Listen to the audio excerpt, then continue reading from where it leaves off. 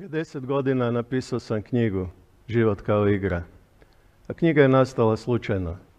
Naime, radeći kao menadžerski konzultant, sretao sam mnoge skupine menadžera koji su, kad smo ga razgovarali, bili zainteresirani za posao, ali kad smo se malo zbližili, daleko više ih je zanimalo kako živjeti, a ne samo kako raditi.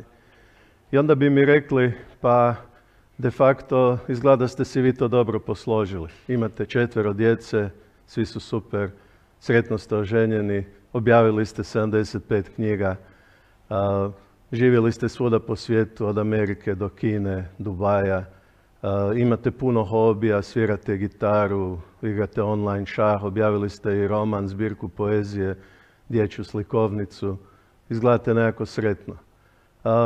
U čemu je tajna? Ja bi de facto na takvo pitanje se zamislio, onda bi rekao, ne znam, ja vjerojatno nisam nikad izašao iz puberteta i cijeli se život igra. Znači, život je igra. Evo, to je moja današnja tema. Kao što vidite, u toj temi pomoći će mi jedna mlada dama, to je moja 12-godišnja kćerka Lana. Ona je, iako tako mlada, već vlasnica jedne zlatne medalje u stepu sa svjetskog prvenstva i srebrne medalje u jazz dansu sa europskog prvenstva. I kao što vidimo, već je ovako mlada naučila pobjeđivati. Život je igra u kojoj netko pobjeđuje, netko gubi. Idemo vidjeti kako možemo pobjeđivati. Zamislite da ovdje stavimo kave sa 5 majmuna. I visoko gore su banane sa strane ljestve i majmuni neće dugo trebati da gurnu ljestve ispod banana i pokušaju se popeti. Tog časa mi ih počnemo polijevati ledenom vodom. Zašto? Da im pošaljemo poruku, nemojte ići po banane. Uskoro će majmuni tu poruku prihvatiti i ako se bilo koji od njih i približi ljestvama, ostali će ga gurati. Čak i tući.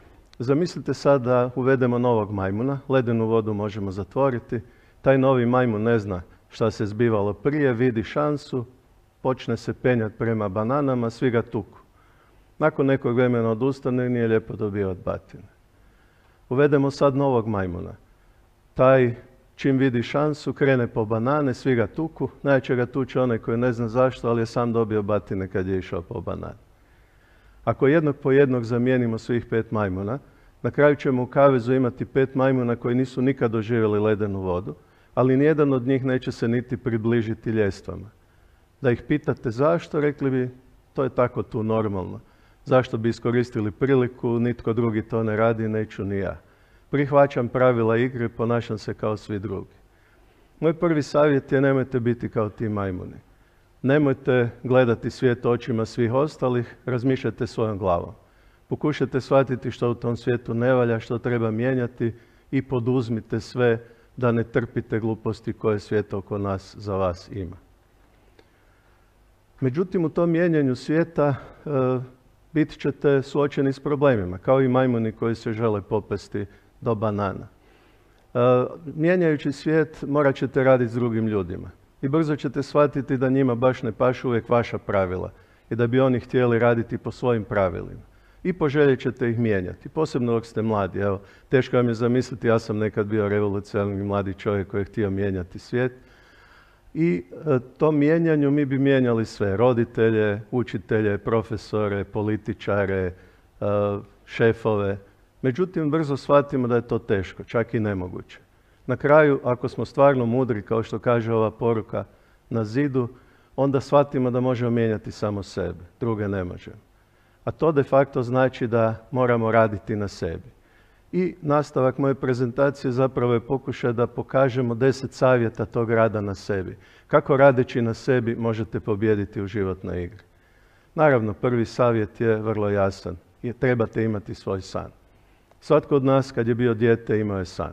Moj san je biti astronaut, biti pilot, nakon toga želio sam biti rock zvijezda, nakon toga znanstvenik. Evo, taj zadnji san mi se ostvario. Moja Lana očito sanja da će biti velika plesačica. Nadam se da vi imate svoj san. Zašto vam je san važan? Zato što vam on daje smjer. On vam objašnjava zašto ustajete, što ćete raditi, zbog čega ćete to raditi i kako ćete to postići na najbolji mogući način. Taj san će vam otkriti vaše granice. Vidjet ćete koliko možete, koliko ste spremni se usuditi i da život zapravo ima smisla ako slijedimo svoj san. Pritom je jako važno razmišljati pozitivno. Zamislite dva trgovca cipelama koji dolaze u Afriku. Prvi javlja se odmah nakon što je istražio tržište u centralu, nezadovoljnim glasom kaže Afrika je prazna cipela, svi hodaju bosi, nećemo prodati ni jedne cipele, idem kući. Drugi nakon što je istražio tržište, pogleda veselo oko sebe, nazove središnjicu i kaže krasna prilika, prodat ćemo milijone cipela, svi su bosi. Vidite razliku između pozitivnog i negativnog stava prema svijetu. Pozitivci žele svijet mijenjati, oni se nadaju, oni su spremni na akciju, oni će nešto poduzeti. Pesimisti se povlače u sebe, oni odustaju od akcije i oni neće napraviti ništa. Jedna od najvažnijih osobina uspješnih ljudi koja će vam pomoći da ostvarite svoj san je samopouzdanje. Vjerujte u sebe. Ako vi to nećete raditi, zašto bi to radio netko drugi? To je vrlo lijepo rekao Henry Ford svojom misli. Ako misliš, vjeruješ da možeš i ako misliš da ne možeš, vjeruješ da ne možeš, onda si u pravu. Jer će tvoja misao uzrokovati tvoju akciju. Ne vjeruješ li u sebe, nećeš uspjeti. Vjeruješ li u sebe, sve će ti ići puno lakše. Povjerenje u sebe, samopouzdanje, jedan je od najvažnijih alata koji će vas dovesti do uspjeha u životu. Evo Lana ovdje skače ispred jednog budističkog hrama. Odvrtimo film 160 godina u prošlost, zamislimo ispred tog hrama japanskog ratnika Nobunagu. On se sprema u bitku i čuje da su njegovi vojnici zabrinuti i da se boje. Kako će u bitku sa preplašenom vojskom? On ih pozove u hram i kaže, evo novčića, sudbina nas drži u svojoj ruci. Bacit ću novčić, ako ispadne pismo, pobijedit ćemo. Ako ispadne glava, izgubit ćemo. Sudbina nas drži u svojoj ruci. On baci novčić, njegov zamjenik uhvati novčić, pokaže svima pismo, iza ugla sretno, pobijedit ćemo. I oni krenu u bitku i naravno pobjede. Uveče slave pobjedu i zamjenik vraća Nobunagi novčić i kaže kako je dobro da je sudbina bila na našoj strani. Misliš da je to bila sudbina, kaže mu Nobunaga. Pogledaj novčić. On ima pismo na obje strane. Ova priča zapravo govori o tome da u životu morate biti proaktivni. Morate svoju sudbinu uzeti u svoje ruke. Ne smijete se prepustiti sudbini i čekati da se nešto dogodi. Nobunaga je želio pobijediti i napravio sve da pobjedi. Nemojte biti kao čovjek koji odlazi u crkvu i svakog se dana moli, o Bože, daj da dobijem na lotu. Jednog dana Bogu dojadi i kaže, čovječe, daj ispuni već jedanput lištić, samo se moliš. Ne može vam ništa uspjeti u životu i nećete pobijediti u životnoj igri ako niste spremni proaktivno ići u susret svemu što vas u tom životu čeka. Svatko u nečemu dobar, a u nečemu je loš. Nitko nije savršen u svemu. Nema nikoga ko baš sve što radi može raditi savršeno. Evo, moja Lana sjajno pleše, sjajno skače. Zamislimo nekog od vas, recimo evo ovdje iz prvog reda, tko je sjajan u stranim jezicima, jako je dobar u uvjeravanju ljudi, recimo zna sve o pticama, pjevicama i možda skače i pleše kao Lana. Zamislite isto tako da taj čovjek u svom životu baš ništa od toga ne radi na svom poslu, nego mu je eventualno nešto hobi. Znači on će na svom poslu raditi nešto u čemu nije baš tako dobar, a ono u čemu je najbolji to će ostati kao hobi. Radite ono u čemu ste najbolji. Onda ćete pobijediti u životnoj igri, pokušajte se izboriti da ono što vam je najveća vrlina, da to svakodnevno radite na poslu. Ako takvog posla nema, stvorite ga sami. Postanite poduzetnici. Strast s kojom ćete nešto raditi, to je vaša najvažnija baterija. Jako važna životna istina, ako želimo uspjeti, je da moramo biti uporni. Thomas Edison je to rekao vrlo jednostavno. Iza uspjeha stoji 1% inspiracije, odnosno ideje, odnosno kreativnosti i 99% perspiracije, znojenja, muke, napora, truda, upornosti.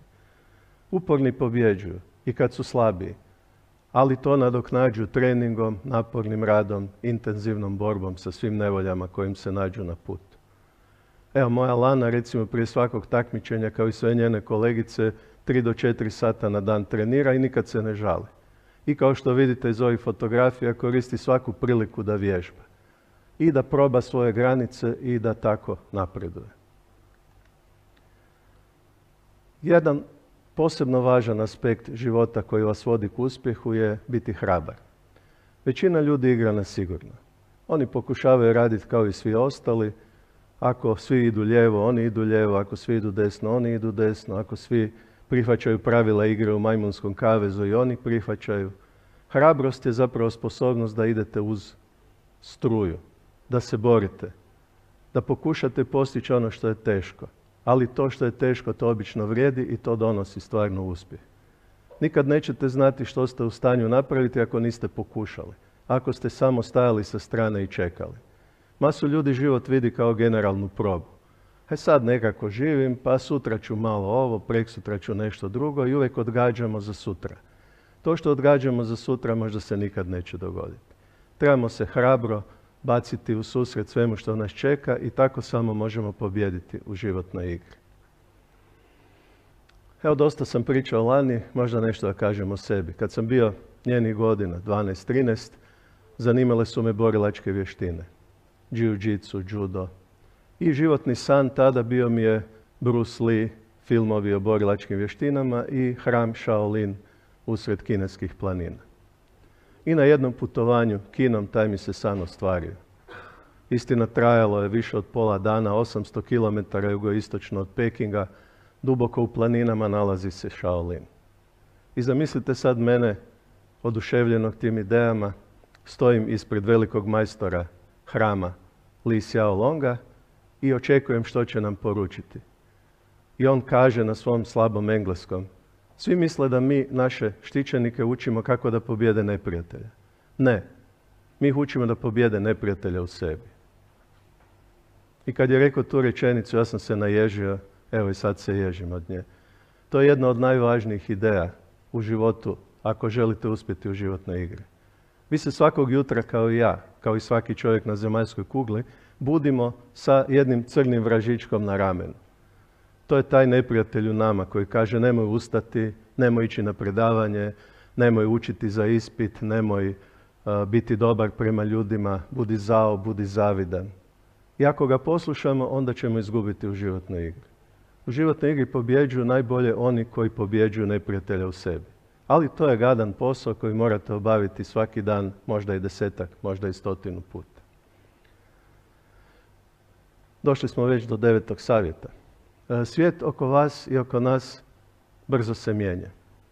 Evo, u 20 godina 80% zanimanja koja će tada biti aktualna, danas još ne znamo ni kako se zovu. Zamislite da vam je netko prije 20 godina rekao da će analitičar podataka biti najvažnije zanimanje današnjice. Pitali bi ga analitičar čega, šta je to, šta taj radi. Jel? Tako ćemo se pitati što će biti aktualno za 20 godina.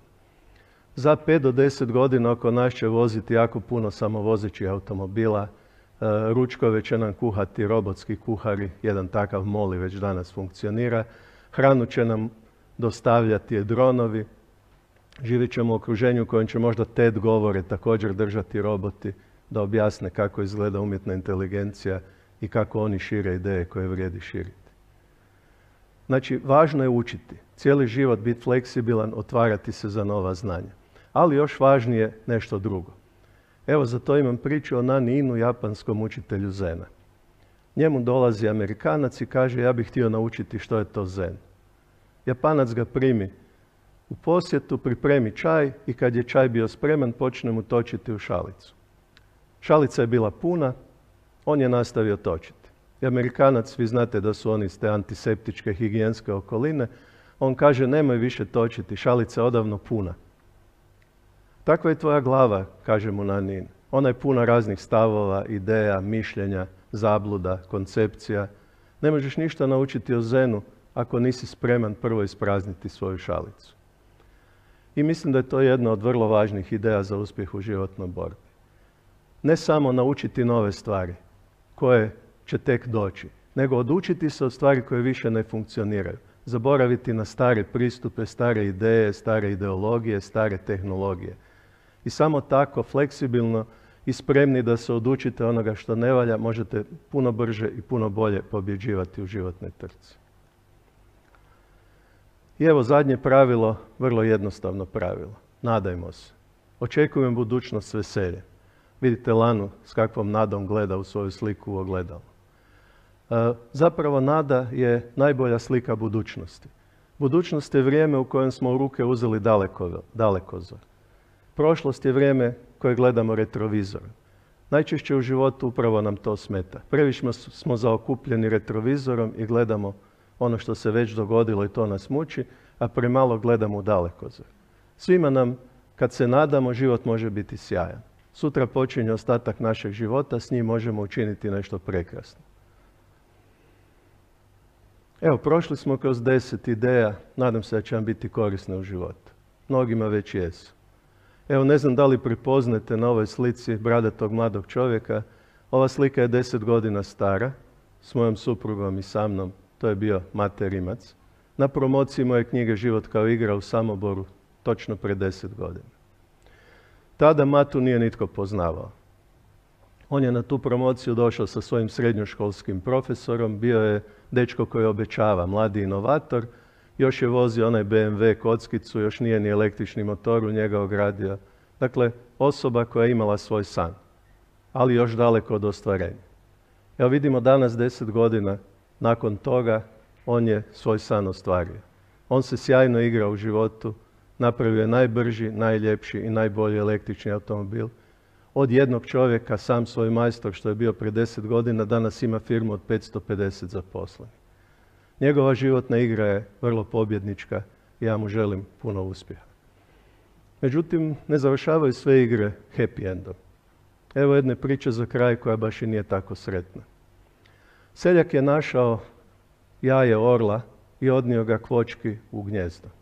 I kvočka je sjela na to ne znajući na čemu sjedi i nakon par dana izlegli su se pilići i među njima mali orlić. Orlić je mislio da je pilić i svakog jutra bi izlazio u dvorište, kljucao gliste po podu, eventualno malo zaklepršao krilima, zakukurikao i tako je živio i tako je ostario. Misleći da je pilić, živio je kao pilić. Misleći da je kokoš, živio je kao kokoš. I jednog dana dok je bio tako u dvorištu, iznad njega na nebu pojavila se prekrasna ptica. On je pogledao zadivljen, njena široka krila su rezala zrak, ona je izgledala kao pravi vladar visina. Pogledao je svoju majku sa strane i pitao, ko je to, mama, prekrasno biće? A ona je rekla, to je orao. Orao je car visine, a mi smo kokoši. Mi živimo ovdje dolje na zemlji. I tako je orao mislio da je kokoš, živio kao kokoš i umro kao kokoš. Nemojte dopustiti da vam se to dogodi.